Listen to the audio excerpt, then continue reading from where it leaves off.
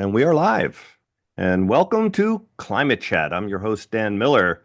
And today we have a returning guest, climate scientist David Keith from the University of Chicago.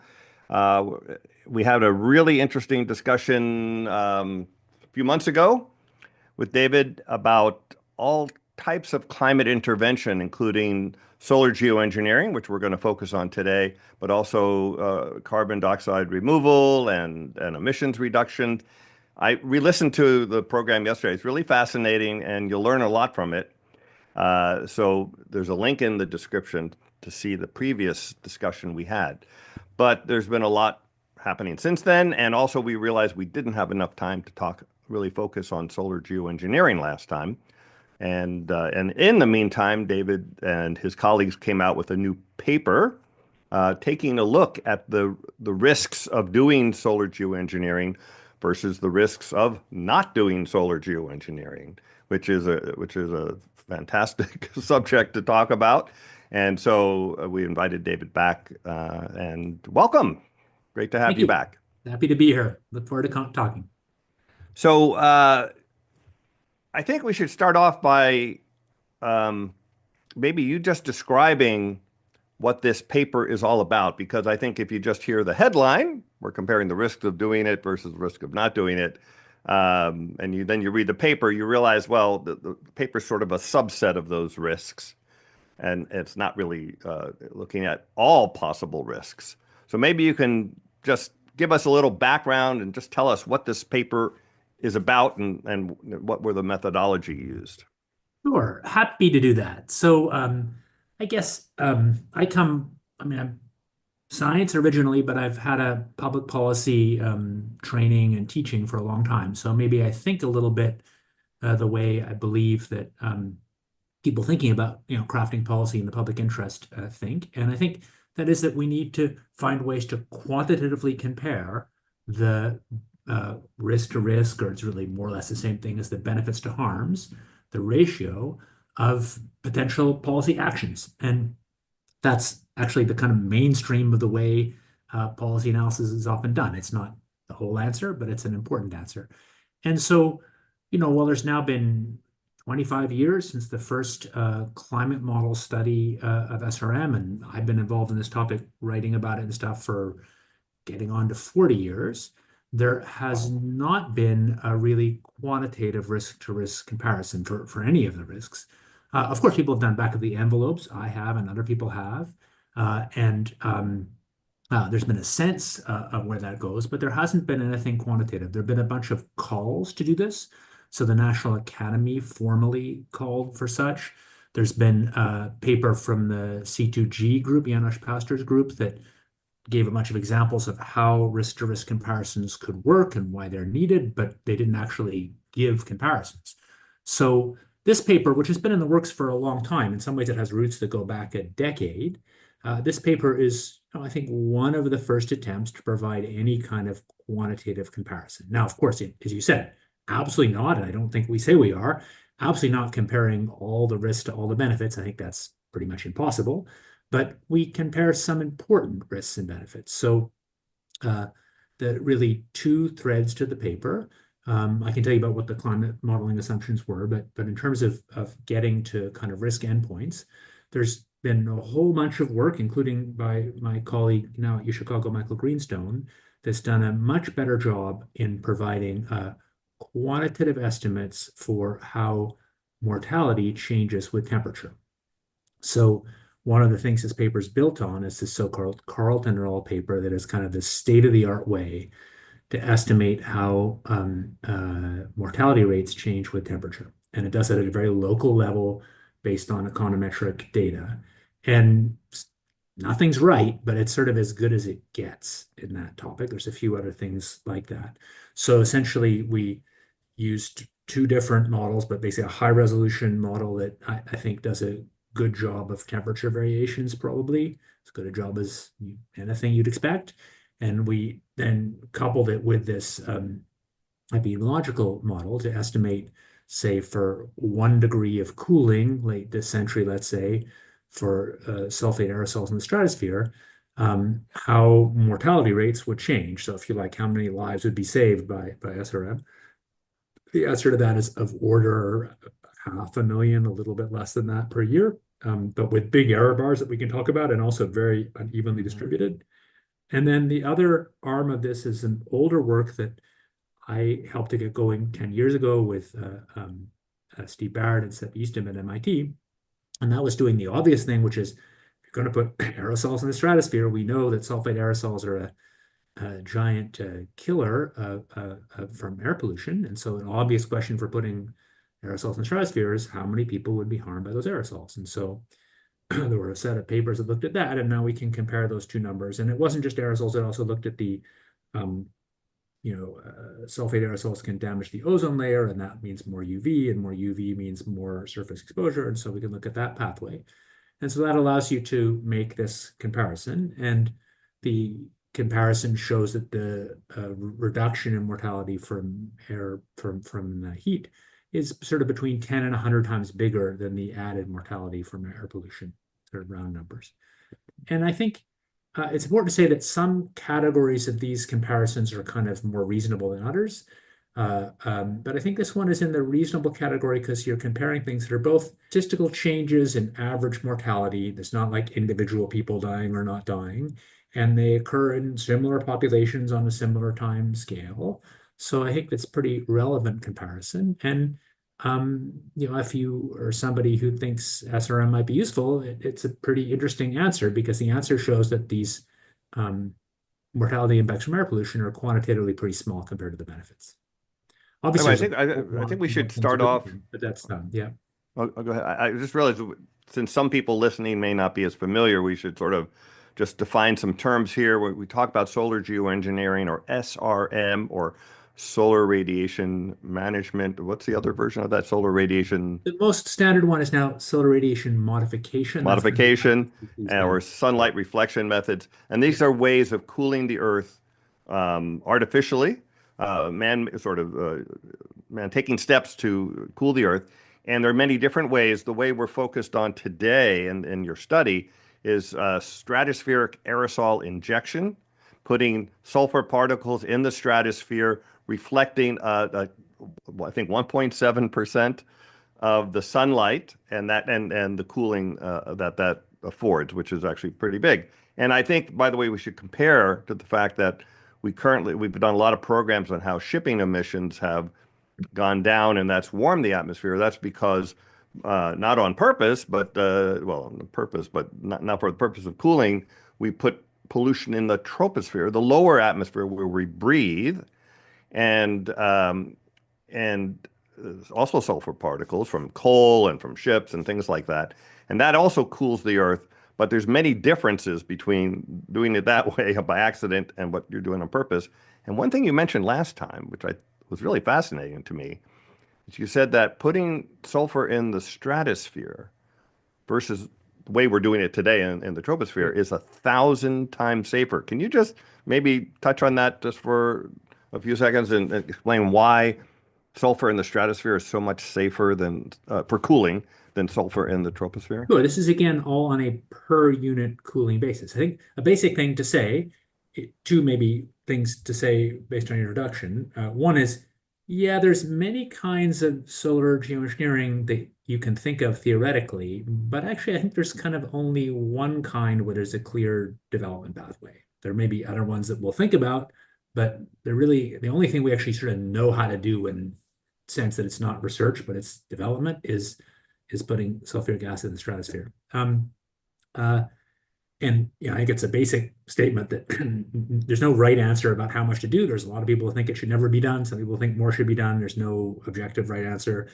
And I think a really useful thing in providing input to the policy process is to where you can provide these ratios that are more or less independent of exactly how much we do, because that's a value judgment. People have different opinions, but these ratios are somewhat independent of the amount we do, and they don't determine the policy answer, but they're pretty important to it. So one of them is the one you mentioned that for a per unit of cooling, if you cool the world by putting sulfuric acid in an efficient way in the stratosphere compared to the current distribution of pollution sources, the uh, uh, amount of air pollution mortality or harm that you get per unit of cooling is about 1,000 times smaller, 1,000 times less mortality impact for sulfur in the stratosphere compared to with the current distribution of sources. And that, more or less, in very round numbers, that 1,000 comes from two factors.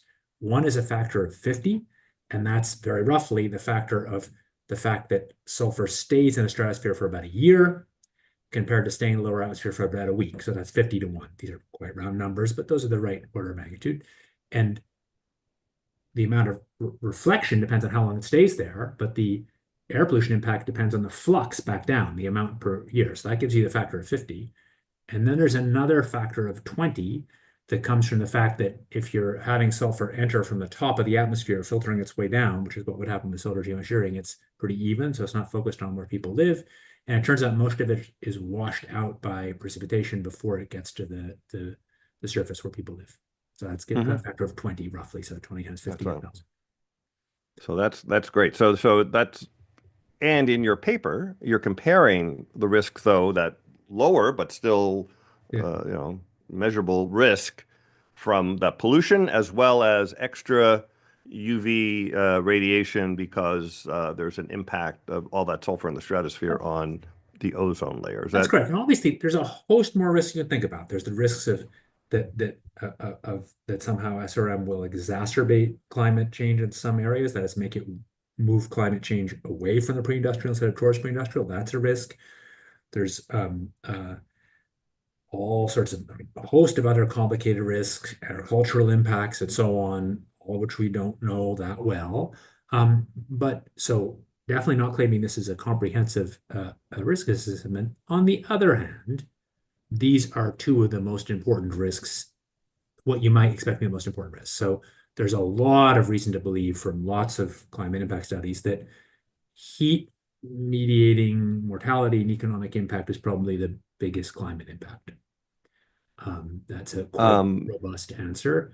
And air pollution is certainly one of the biggest, quantitatively the biggest environmental impact of industrial activities today. So there's a reason to compare them.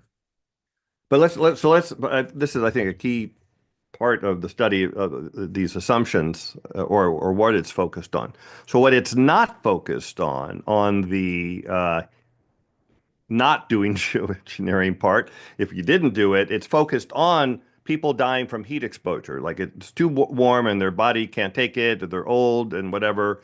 And you can look statistically that when there's heat events, more people die than if there isn't a heat event. So that's heat directly killing people.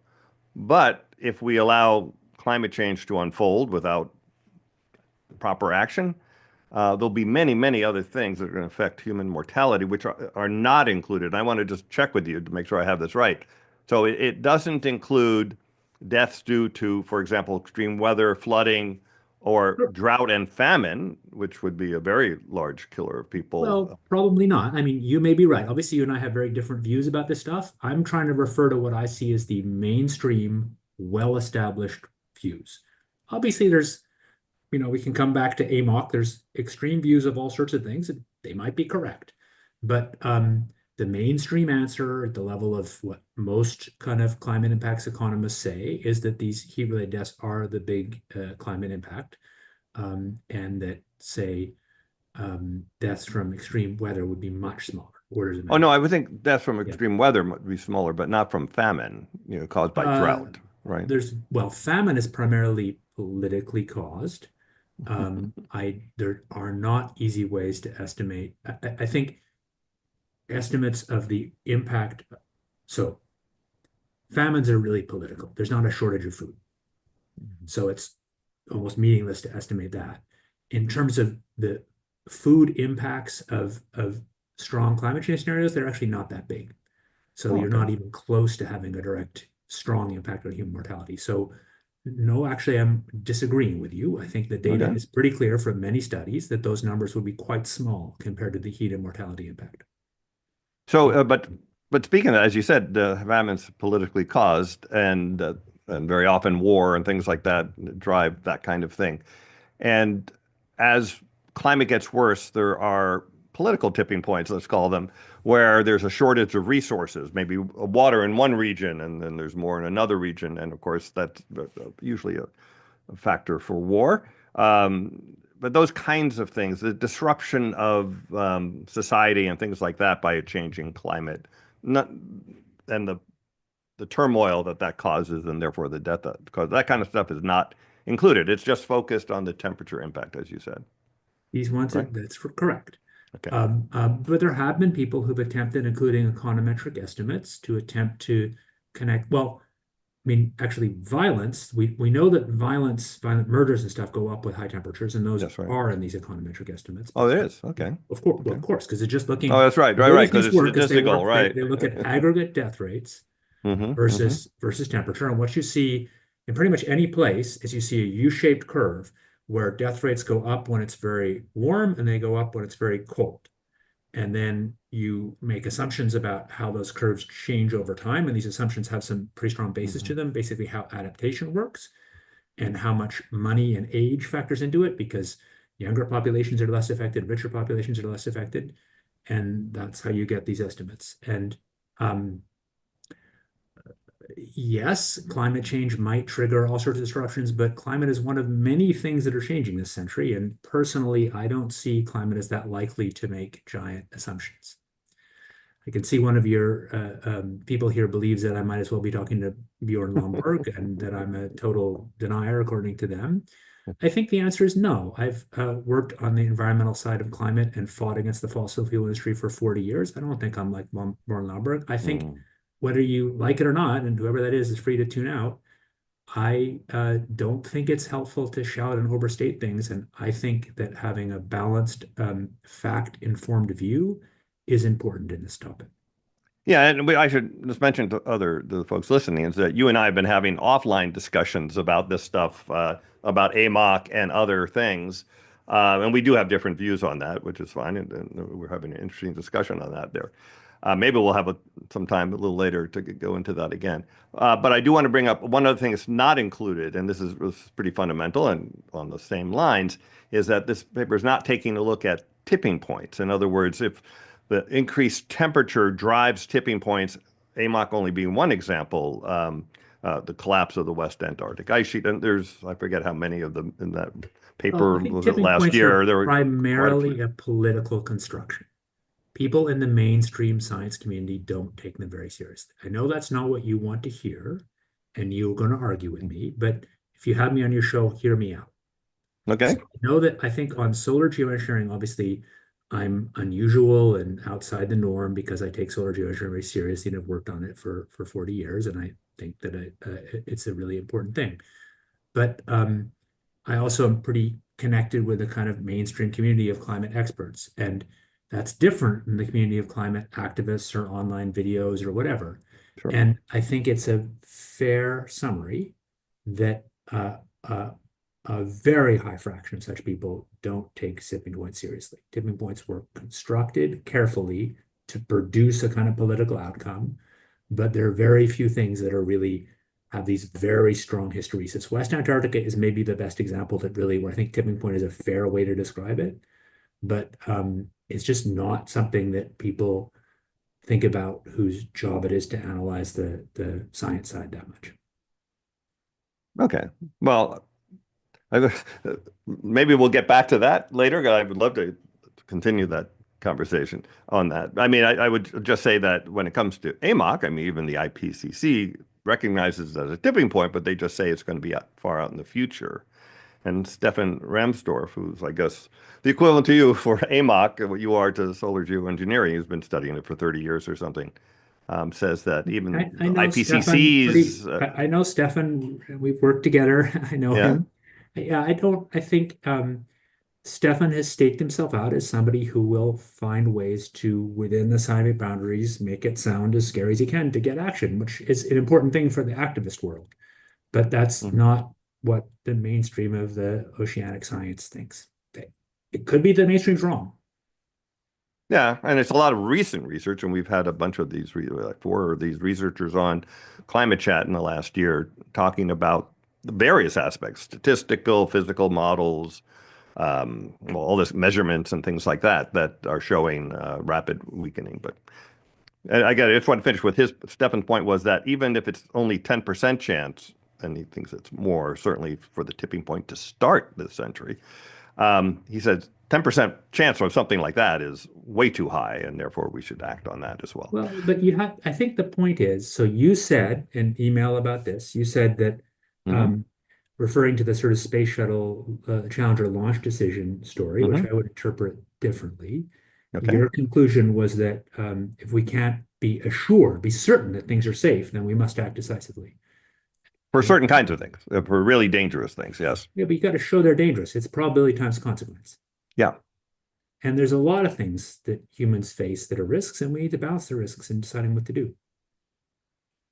agreed with that. But And I think what you want is high quality, relatively unbiased estimates that don't unfairly narrow the probability distribution of what the real risks are. And then you want to think that through in terms of consequences. That's, to my view, the goal of what we should be doing. okay, I'd love to continue that, but I want to get back to your paper. So your paper does not. Okay. What I call tipping points, you would say maybe are political, but it's not that kind of thing. It really is, as you said, there's current studies because we can measure when there's big heat events, we can see what the death rate is. When it's very cold, we can Turns see. out to be not big heat events so much as just heat. It's really interesting. But yeah, Okay. it's less the You extreme mean events like that a heat people thought. wave is not the big Not as driver? much of It's a the what you see average. is just it's not the super extreme events, just hot days, increased mortality and decreased productivity. I just don't understand that. Are you just saying it's the average heat or just I'm not sure what you're saying. Like, is summertime in general, or and not just a particular heat wave? What does that mean? Um, there's maybe getting into too many details, but I'd say there's a beautiful book called by Ji-Sung Park called Slow Burn, and I think it's done a very thoughtful Mm-hmm. job of it. I think in much of the reporting about climate change, people focus on extreme events, on big wildfires, or on individual heat waves. But to the extent that we're beginning to be more quantitative at estimating the impacts of climate change, which are pretty severe, um, the evidence is that a lot of those respond more to these sort of secular changes in temperature and extreme temperatures, but not like the very hottest day so much. It's not just like these are just changes in mortality rate that you see also on the coldest day in the other direction. Okay. All right. So, so again, to be clear, your study's not looking at fundamental shifts in the climate system. It's focused on that. Okay. And you're just to summarize, the paper is comparing increase. Uh, oh well, actually, let's maybe next you can tell I us think what your the point is study the it's actually very hard to find and identify clearly fundamental shifts. So you might ask, why am I doing this? And obviously, maybe you and some of your readers think this because I'm Bjorn Lomborg and I'm trying to play down climate change, but that's not what I think I'm doing. And I think I'm trying to do this in a way that's founded on the strongest scientific argument we have, partly to build a credible and strong argument to take solar geoengineering really seriously. And the answer is doing what you said, trying to tie it to some specific change in the climate sort of fundamental structure of the climate state. That's, first of all, very hard to do because it's actually quite hard to define. And second of all, that doesn't directly have a policy impact because you have to then show what the impacts of those things are that are separately hard to define. Whereas what we're doing is going directly to stuff that matters. Almost everybody agrees that heat mortality matters, especially in the hot world. And so we're directly going to what is the largest single impact of climate change and showing that, especially in hot places, you get these huge benefits of reduced mortality and also improved economic growth that really matter to people's lives. And this is the core of the best understood pieces of climate impact science. And we're showing how well solar geoengineering can work in those cases. And I'm utterly unapologetic about that. I think if you want to build a case in public policy for some policy, you want to do it on the firmest foundation, not by like multiplying small numbers and uncertain things. okay. Well, again, if we have some time later. By the way, I should mention to everybody we're going to limit this to an hour, so let's so we're going to finish at 11 a.m. Um, So, so now your paper, so now I think we've established what the paper is looking at. And tell us a little bit about like how you structured this and like the timing and what tools you use to figure this out. So we use so there's in terms of modeling tools, two different tools that do it in different ways. So one was with our collaborators at Princeton, we used a high resolution climate model, in this case, a quarter degree climate model, or half degree, which sorry, quarter degree in other paper, slightly different. This is spatial. Is spatial resolution on the ground. And models like that, this gave Vecchi and collaborators, do a much better job on tropical cyclones. That's been one of his big expertise, which are a big driver of tropical variability. And it's also clear that for getting temperature extremes and the change in extremes, because they depend on orography, on where the hills are, where the water is, a higher resolution model makes a big difference. But higher resolution models are very computationally expensive. So that was a 200-year model run of a high resolution model, but it's a constant run. We're not ramping anything. So we're doing a 2 times CO2 world and a pre-industrial world, and then a world or a current day world, and then a world where we've reduced the impact by solar geoengineering. And that has the advantage that it's probably does a better job on extremes, but it has a disadvantage. It doesn't kind of show you a ramp. It's not kind of simulating in that sense, a realistic situation. But responses are pretty linear, so it's probably doing a better job at what the impacts would be if you sort of linearize that around a point in time. And the other thing we used was an ensemble of simulations that were done at NCAR that used a model that actually does, model the direct effect of sulfate in the stratosphere and does do it with a ramp. And we get similar answers for the two different models. Okay, so you put all that together and you started you started in 2080, assuming that the that we've progressed and adapted to the climate in 2080, and then you started doing the calculations from there. I understand. No, the main Oh, calculation is actually a continuous in time. So there's not a date okay. answer. We're just trying to calculate what the effect is. Okay, I might have misunderstood that. So what did you find? Well, the core answer is the ratio between 10 and 100. So the Hmm. benefits in terms of reduced mortality are from heat are between 10 and 100 with these error bars that we propagated through times bigger than the harms.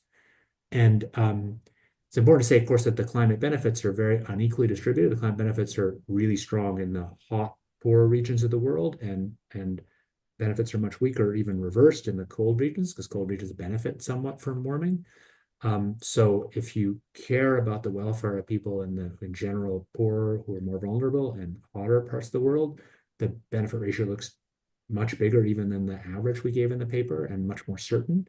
Um, I think maybe a couple things that are surprising. So one thing is the paper reports in the abstract the probability that it goes the other way, the probability that harms are bigger than benefits, and that that makes it sound more uncertain than it is. That's all coming out of the uncertainty in the heat econometrics that in the current version of that Carlton model shows that there's a significant probability that warming by a degree C actually reduces mortality, which obviously isn't what you guess or I guess, but that's what the uncertainty is in the actual econometric data.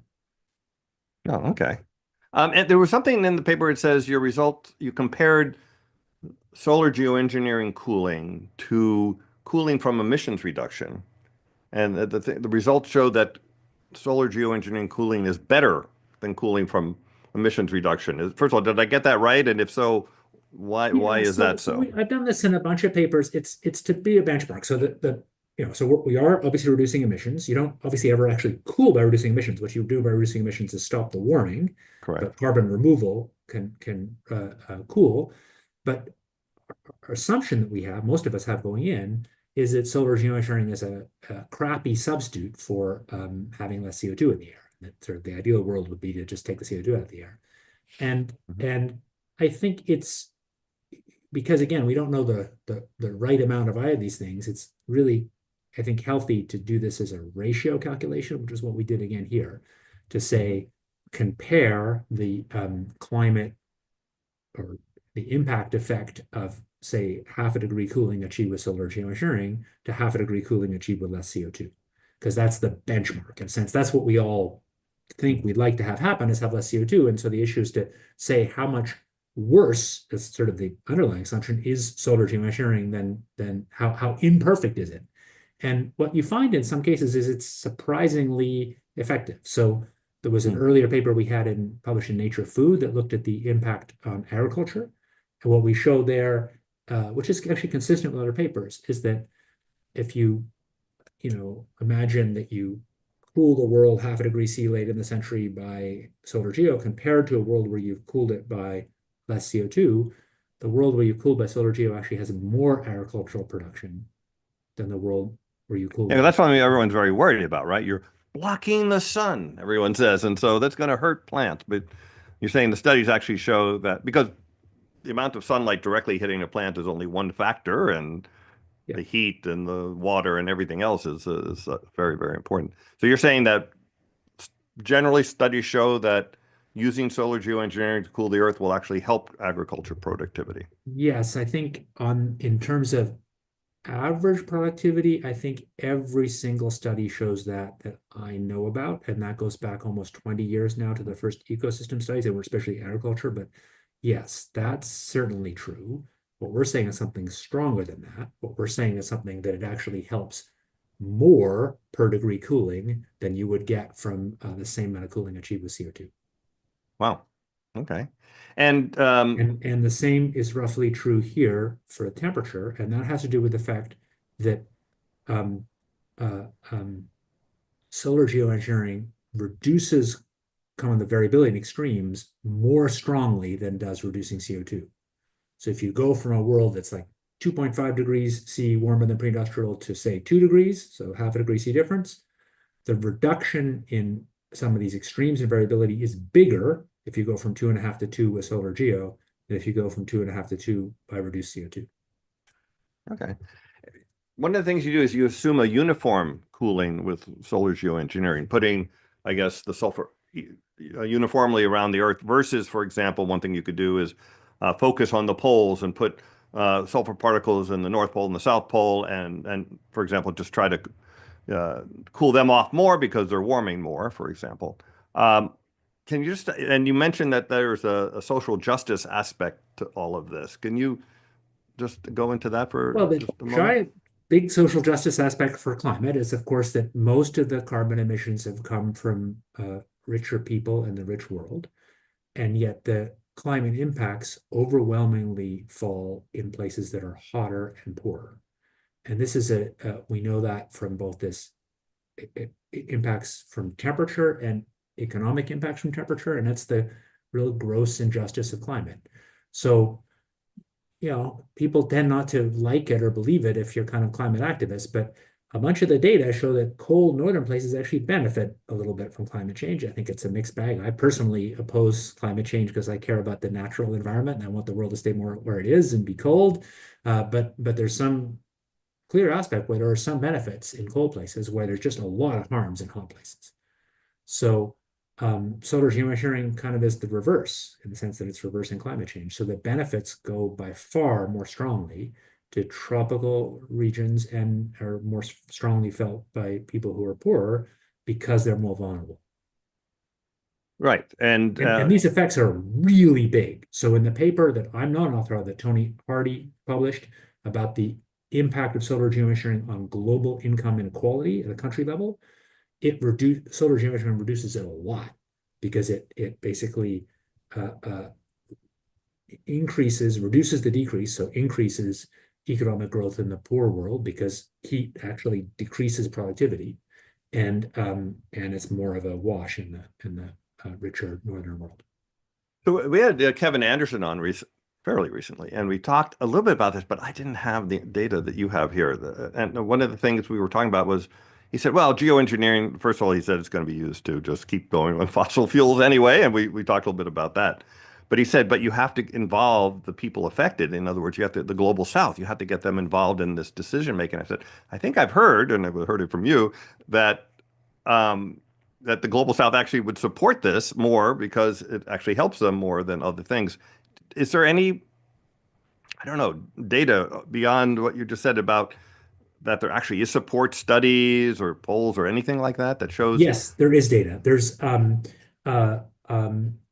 two. There's several papers now. There's a paper by Masa Sugiyama that polled Asian youth in poor and rich countries. There's Hmm. a much wider poll by Benjamin Sovacool's group. And I think that's Oh. interesting because at least my view is Ben comes to us from a kind of anti-solar geo bias would be what my view. I'm sure he'd like to hear that. Maybe that's not fair. But anyway, his paper actually shows very clearly that people in poorer countries tend to be more supportive of solar geo. So I think Oh. one thing I'll often say that there's a bunch of critics, Kevin would be an example from the relatively rich European countries who will say it's some kind of um, Elitist thing or something. elitist thing or kind of a colonialist thing that us rich people are thinking about solar geo to avoid our obligations. And I think fine, but you've got to pay attention to who's actually saying what. And objectively, the evidence is that the benefits would be larger in the poor world, and the evidence is that people in the poor world support it more. Uh, Um, okay. Well, that's I think really important actually. Yeah, I think it's Um, very important. so one more like technical thing before we get into sort of the bigger picture stuff. Somewhere in the paper it mentions there's the impact, solar geoengineering can impact relative humidity. Did I get that right? And that was a potential Well, so danger thing yeah, that so wasn't looked one at. thing we looked at is almost all of these. Yeah, it's a early puzzle. So I've had my name on one of these econometric studies of heat that looked at U.S. the fact that basically asking whether poorer workers in the US are more impacted by heat, and the answer is they are.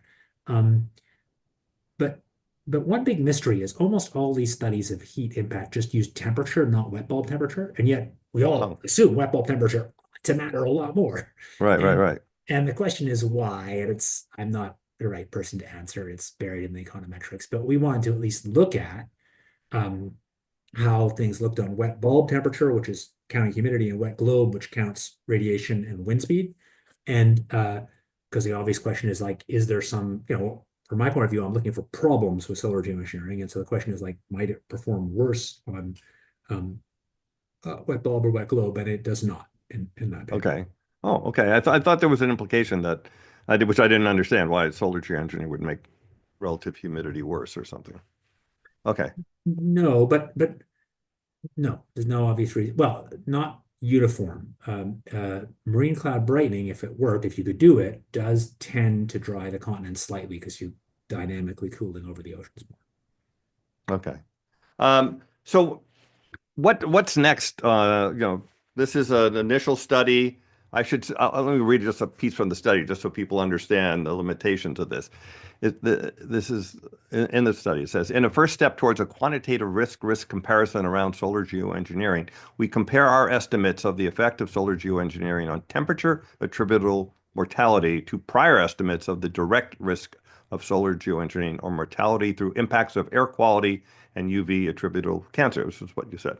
So this is a piece of the puzzle, and you're saying perhaps the most important, or the prime causes of death from climate without geoengineering and with geoengineering. What next steps do you think should be done in terms of studying this further to get a better understanding So of all first of of this? all, never trust one paper. Other people need to do it, need to replicate it. There's a bunch of ways that are internally really inconsistent here. None of which should change the big answer, but like if you go back to the old Seb Easton papers with the air pollution impacts, we really hacked some stuff together. Not to, I don't believe we did a deliberate bias. We're trying to be as fair as we could, but you're always making approximations, and there's a bunch of stuff that we're clear about in the paper, but Mhm. the old Southeastern paper that estimated the health impacts from air pollution with geo. Mhm.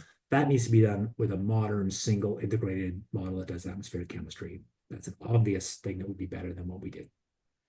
Um, And so okay, doing this better is an answer, and then doing it for more risks. for more risk. And Yeah. then I just wondering, I did send you a link to this copy of this paper.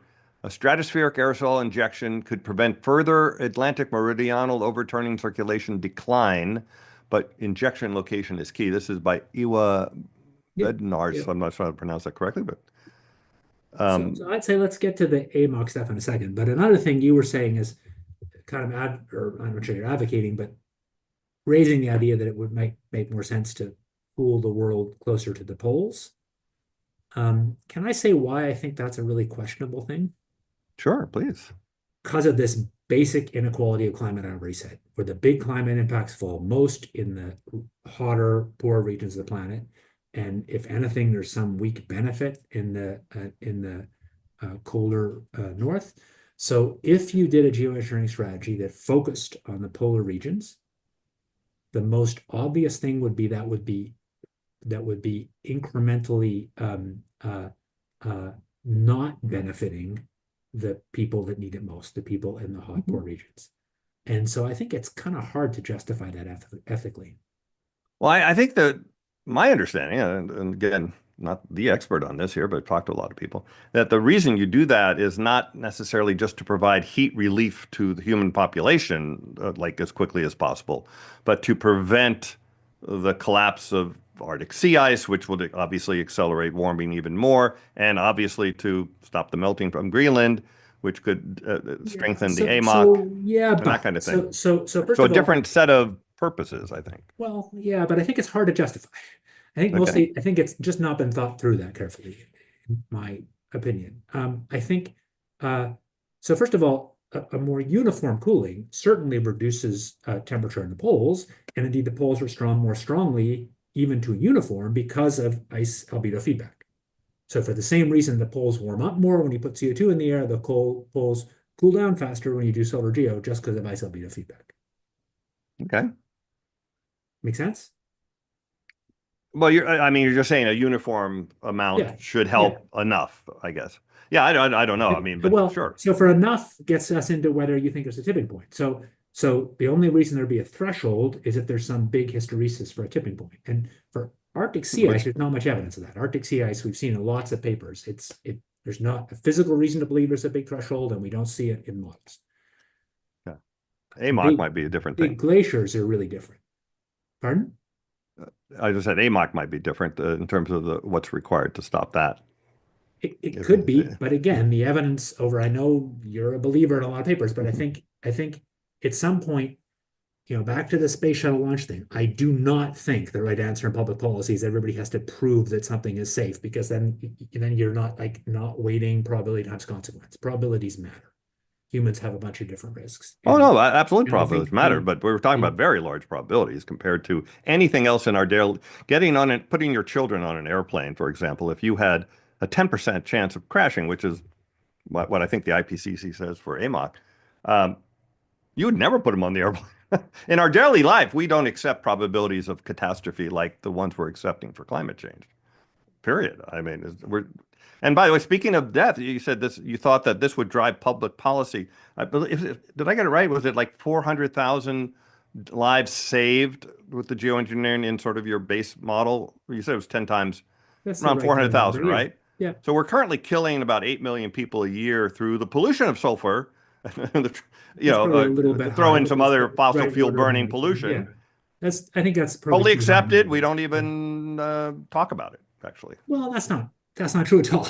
We Well, I had mean, we talk about it, but I mean, massive, it's not no, a. no, I mean, just to be fair, we've had massive efforts spending almost a percent of GDP at the peak in the US Clean Air Act with giant Okay. success. I think it's important, maybe because I've been an environmentalist for 40 years, I want to speak to the power of environmental science and environmental law Okay. to improve human welfare. And just to be, maybe you got my backup. It's like it's easy for you to be casual and say nobody cares because in your little Silicon Valley world, but we added environmental scientists and regulators added almost 2 years, a year and a half, to the lives of average Americans by the Clean Air Act against huge opposition from Say that industry. again. What was that statistic you Almost a said? year and a half, more than a year and a half Wow. to the life of an Wow. average American from the Clean Air Act. At peak cost, it was about 0.8% of GDP. Huge cost, huge This is like benefit. sulfur scrubbing and things like. Benefits 10 times roughly bigger than costs.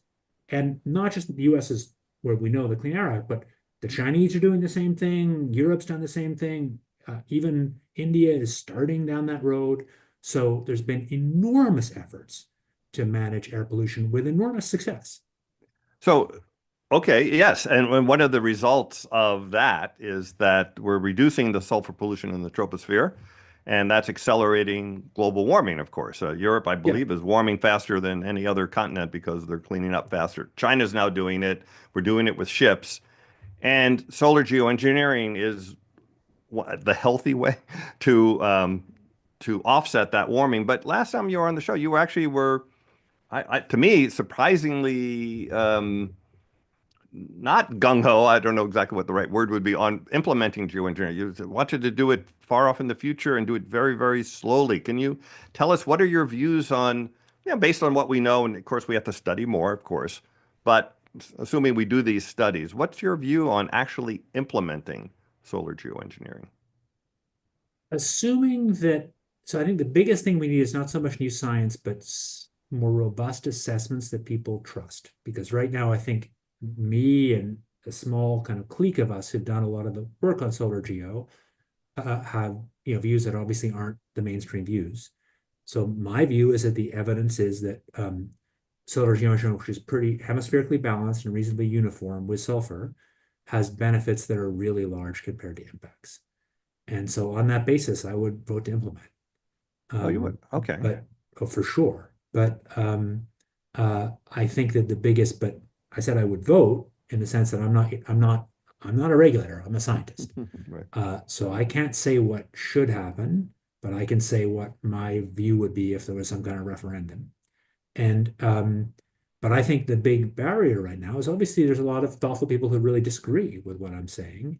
And I think the big barrier is having really credible, high quality assessment processes that can bring the scientific, people never agree on everything. It's not healthy people agree on everything in science. But right now, it's fair to say that me and, a group of us working on solar geo, maybe 100 active researchers in the world or a few hundred, many of whom take it quite seriously, we're a little bubble in a way. Most of the larger climate policy and science world doesn't take it seriously. And I think, I think some of those people would say that we're drunk the Kool-Aid or we're exaggerating how well it works. I don't think we are. I think we're actually being really balanced. Mhm. Um, but I think to imagine really getting to a place where people could take big public policy decisions, I think you need to have a more credible assessment. Okay. Well, I have a lot more questions for you, but we only have another like 13 minutes. I do want to open it up a bit. Stacy, welcome. And let's keep the questions short because we only have a little bit of time so we get the most in. Right. It's tough, although I have the YouTube compiled as well. So Okay. Well, give us some of those there. yeah. Well, the first thing I agreed with some of the people in the chat that you seem very lukewarm on the effects of what climate will actually do. And I think there are like the city of LA might disagree with you at the moment because we're just at the tip of the iceberg of things that will happen because we don't make changes and keep making things worse. The let's see. Um, when you said that the solar geoengineering is more effective at cooling than CO2 reduction, I just want to flag that I believe that. I understand why that would make sense. I just know that when I rewind back a couple years when we first started talking about this on here and my shock and horror of like why just stop doing the bad thing. Like you don't have to do that other thing or think about it. And I understand that we're not doing we're not reducing. So we do need to consider these things, but that sort of language is the thing that feeds into the people who will call this crazy and why would we do it, is just my perspective. Okay. One of the questions from Can I respond online. quickly to that? Yeah. Yes, please. Yeah. I think we are reducing, and we're doing a spectacular job. We're now spending 1.7 trillion dollars a year on clean energy. It's stunning. It's a revolution. Most assessments now suggest that we will see peak CO2 emissions within the next couple of years. And after 150 years of fossil fuel civilization, to get to the point where we're going to see the peak emissions and still have the economy go up is a fantastic triumph. The decrease in the cost of solar and now of batteries and the degree of policy that has pushed those into the market not every single where, but pretty globally, is a huge win. So I see this as a kind of, well, literally, it's the peak, it's the turning point where now we're going to switch from emissions going up to emissions going down. So I think it's really important not to fall into the kind of we're not really doing anything about climate. We're doing a lot about climate. Well, we're not reducing our fossil fuel production and consumption. Well, That is we are, stayed, that to be is, clear, we are in the US, we are in Europe, we are we are. China, it looks like it may peak next year. And globally, it's going to peak within the next couple of years. So we have not quite peaked globally, it's just bouncing around. You're saying the barrels of oil that get produced and consumed every year is going down in this country? Fossil fuel emissions are going down in this country and have been for Fossil quite a long fuels. time, yes. Yeah, fossil fuels in the U.S. But part of In that, the by the US. way, is switching That's from coal to natural coal. gas, which actually Yeah. increases temperatures as opposed to, even though it officially lowers your Well, CO2. but hold on. But the problem we're talking about is climate change. So the right unit is fossil fuel emissions of CO2. And it is objectively Oh, true yeah. that fossil fuel emissions of CO2 are going down. In the U.S. Oil production, many and people now predict Europe. that oil will peak later than coal or gas, but lots of predictions have oil peaking before the end of this decade. Mm-hmm. Yeah, well, EVs, And for it's example, certainly flattening. driving it. Yeah. And you can see that in the way the oil industry thinks about it. Okay, so Stacy, we only 50% have of a new car few. sales in China Sorry. now are electrics. Okay, so I'll just pick some online, which you should go back and look at the chat. Monica is lighting up with lots of questions. If Okay, I'll take a look. If world leaders can't agree on climate change action, how will they agree on a governance framework for SAI implementation? That's a good question. I Yeah. covered it a few times here on the show World as well. leaders never agree on anything. And world leaders didn't perfectly agree on climate action, and yet we have climate action. So basically, nothing in the world is actually done by some magic consensus, and yet a lot still happens. So solar geoengineering, I think if it's implemented in the next decades, will be implemented by some small coalition of countries. And the question is, what's the coalition of countries that want to do it? How stable is that coalition? How representative is it of the kind of South versus North? And what would the coalition look like that opposed it, or why would they oppose it? But that's the way, in practice, international rules will work. It won't work by some UN level single unanimous vote.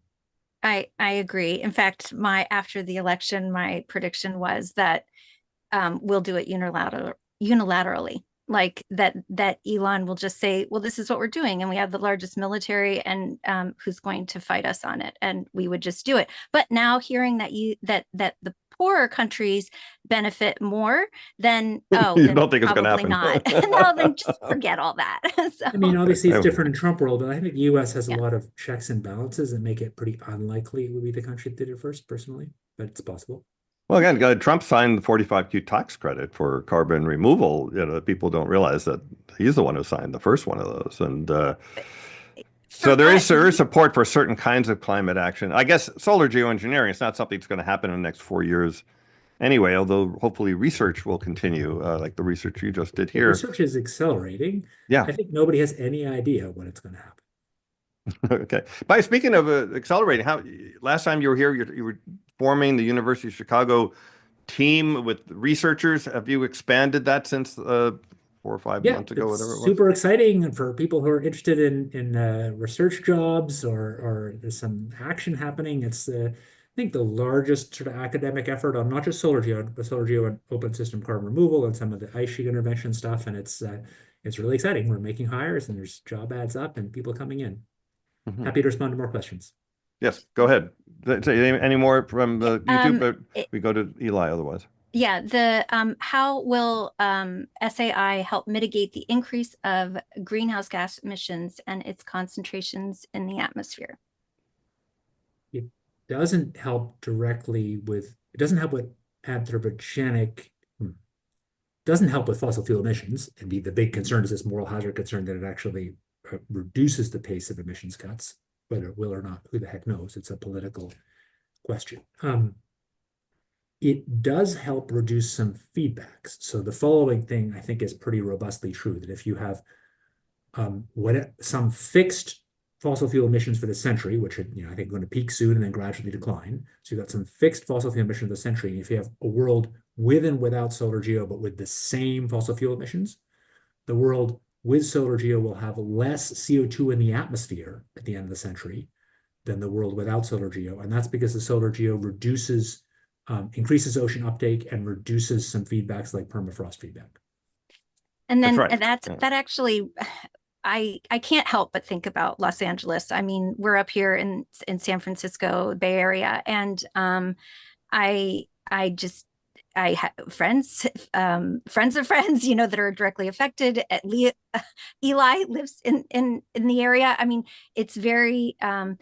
How would solar geoengineering prevent this, or So could it? Will it have any effect on fires, floods? fires are complicated. Very roughly in the Western US, Western North America, the study suggests that something like half of the change in fire frequency, this is for large fires, not the LA fire, which is awful for people who live there. I have a friend who lost his place, but objectively, it's a tiny fire. Um, Maybe I'm Canadian, I see fires in different scale. But 5 billion in trees terms of, last pardon?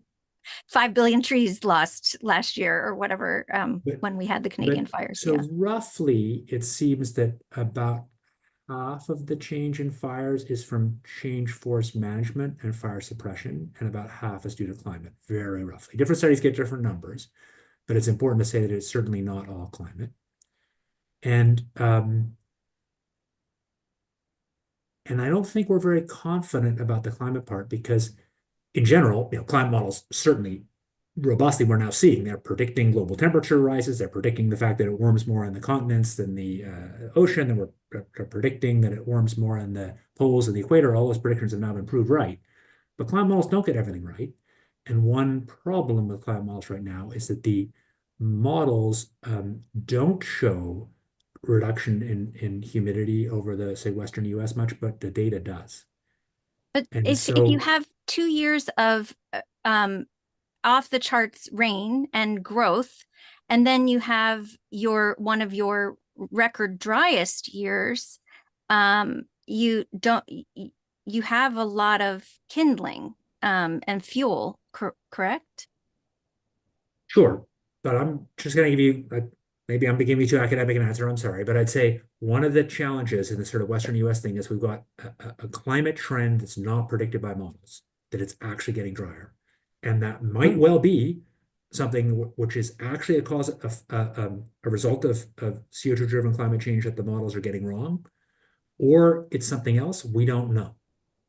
And that is also contributing to fires in North I America. think what are you saying that the models don't show drying? I mean, I think from the earliest days when 1988, when Hansen did this thing, dry places get drier, wet places get wetter, and we had Daniel Swain on recently talking about all this is kind of well known. What's that part of it, at least? Read I mean, Isla the Simpson's Western United PNAS States is paper. getting drier. We know that that's in the model, the Well, NCAR studies, and read, well, maybe I'm just wrong, but read Isla Simpson's PNAS paper, read some of Tiffany's papers. Okay. Well, okay. I should let Eli go because he has Yeah, lots Eli, on go SRM. ahead. Welcome, Thank you Eli. so much, David. So, actually, I kind of want to suggest that food security might be a bigger issue than you um, uh, implied earlier. Specifically, things like extreme weather events causing crop failures that would be not the sort of thing that are well modeled, such as an extensive polar vortex over North America causing a deep freeze and causing a whole season's loss. When we had Dan Kamen on the show, he pointed out that the world is running on about 2 months of food reserves. And if you had a significant crop failure, it would depart from the trends that we've seen or even modest increases of them. So I'm see the thing with geoengineering, if it becomes the emergency response, is that you could have a catastrophic event like this or such as the one that I described, or any number of others, and governments just have to respond and they resort to it.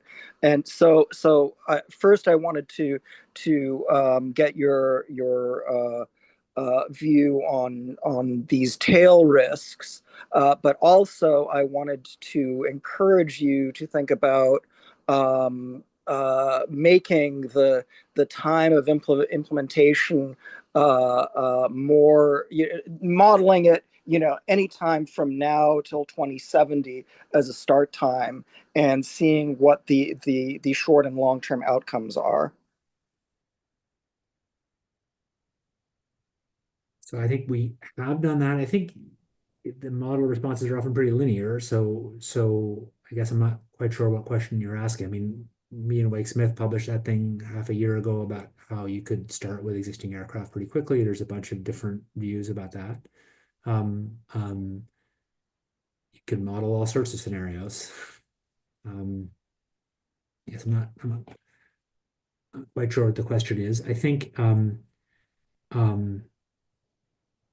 Well, I'm Eli, do not, you want to clarify yeah, your question? I'm not a food security expert, but I think the claim I made that famines have fundamentally been political, not about objective shortage of food, has been pretty robust claim over the last century. And given that population growth is flattening and productivity is still going up, that feels like a pretty safe prediction. Perhaps in the long term, but it's the departures from trends that are what we have to also For sure, but I'm talking about the last century actually observed, which had all the variability that the real world had in it, including big climate variability and big volcanoes and wars and so on. So I think I'm not ignoring that. I mean, maybe a little context here. First paper that I was involved in that got a lot of attention was an effort to push the IPCC to be more serious about the tail risks. So we did the first explicitation on climate sensitivity uncertainty precisely to push people to think about the um, high consequence, low probability events. So I'm totally bought in that it matters, but maybe the flip side of that is I actually really do take the probability distribution seriously. Okay. And I got to get off in just a minute. yeah, and we thank you. So we hit our time limit. We got a few questions in, so that's great. And thank you. So David, thank you so much for your time. It's always fascinating. And again, I do recommend that everyone listen to our first conversation, which was a broader discussion of emissions reduction, carbon capture, and solar geoengineering. Really fascinating. And this today was fascinating as well. Always surprising pieces as well. And I also want to recommend everyone follow you. There's links in the description. Please like this program and share it so that more and more people get a chance to listen to climate, which is a really important thing. And we have interesting guests coming up as well. Jim Hansen, as soon as his new paper is published, we don't exactly know the timing on that. Next week, we'll be talking with Tad DeLay about the future of climate denial. And we have Jonathan Foley from Project Drawdown the following week. So it's going to be exciting. David, thank you so much for all the work you're doing, and thanks for this very interesting discussion. Thank you. Well, so for what it's worth, my website is sorted so you can find papers that have general public interest, and I've been working on solar geo and climate and other topics for more than 35 years now. And there's also a kind of Canadian focused energy and climate podcast I run called Energy versus Climate that might interest some of your listeners, or co-run. And maybe just to kind of close on this question of how panicked to be about climate. I think it's vital to get political change, to have some people do, street action, and to you don't change the status quo without pushing really hard. And I don't think the status quo gets changed just because people publish scientific papers. So I think activism is vital to getting change. But I think there's different roles here. And I work closely with a bunch of climate activists and actually fund some of them, but I think that's not my job in this role. And I think that it is important to hang on to the mainstream views, which are changing, of what the climate risks are. And the climate is the biggest global environmental problem, but it's not to me, the sharpest problem now. When I think about really big existential threats over the century, I don't see it in those terms personally. Maybe that's because I take a bunch of other threats very seriously, and so it's a matter of Like perspective. nuclear war or these kind of things? Or Yeah. what do you say is bigger than climate? Yeah, another long show. But I mean, Okay. Wow. nuclear war, biological war would be good places Oh, to okay. Yeah. start. Oh, yeah. Humans are really, War. really, really good at killing each other. Yeah. Yeah. And this is a more unstable world than it is. I've been thinking a lot about nuclear stability in the last while, and I think it's a pretty frightening place. By the way, I totally agree with you, but And I maybe a little yeah, bit differently than you. I think that climate is will be a main driver of that instability and push towards war I know, but as with everything respect changes to and with resources 30 get. years of talking with people and thinking through that very idea, I don't think so. I think when Oh, you well, think about the things that really affect politics, while climate is very important, it's the lever's pretty small. It's changing, agricultural productivity and some other things at the margin, whereas things like trade policy, AI, big industrial changes change the relative power between nations much more quickly in a way where climate looks pretty slow. And so if you think about what would trigger the instabilities that might get us to war, I see climate as like this pretty slow secular change compared to these other changes. And I can give you objective reasons for that. hmm. So I Wow, get there's a that's big interesting. list of scary things. I think the point is you don't need to turn all the knobs to 11 to believe there should be action. I spent my entire career working for climate action, and we are getting climate action. And I believe we are going to get carbon removal, and I hope, get some version of solar geoengineering, because I think it really could reduce environmental risks that I care about a lot and improve human welfare. Um, but I think I have one comment. I'll close with this. So when I ask students in my classes what their guess is, I've done this over a lot of years, so I actually got data, what their guess is about the uh, damage to the economy of climate late in the century, I get numbers like 20% to 50% to 70% kind of cut in economic in the economy. So that really feels like that existential is a fair word for that. And so in some sense, the students are consistent. They say existential and they give that answer. So it's possible it's the right answer. But to be clear, the answer from mainstream climate impacts people actually cranking the numbers and what IPCC says are a couple percent of the economy. And I think Sure. it's a really different answer. And I think the couple percent is probably more like the right answer. But it's still worth really working to cut emissions, partly because it's not just about the economy, it's about the natural world that I also happen to care about a lot. Well, we need to have another program. I'll just say very quickly that, the subprime mortgage thing was like something no one even heard about. It was a little tiny thing that screwed up and had a very big effect on the economy. So the economy or society is a very fragile thing that's put together with lots of pieces. That's a tiny, subprime mortgage is one tiny thing. Climate's way bigger, going to be pulling a lot of different cards out of that house of cards all at one time. And therefore, the knock-on effects are going to be, I think, a lot bigger than we're anticipating, I think. So Maybe. I think we get Well, different views of the same thing. it's helpful I to think me. Jim Hansen, by the way, also agrees that, I'm writing on our popular book these days, or popular in air quotes, and so it's good, helpful for me to hear this because I can think about how to talk about it. So thank you very much. okay, good. Well, we got to have another program just to talk about these subjects. Anyway, thank you for your time. Really All right. appreciate it. Thank you And for your time. Thanks for doing it. yeah, appreciate it. Take care. Bye, Bye. everybody. See you next time.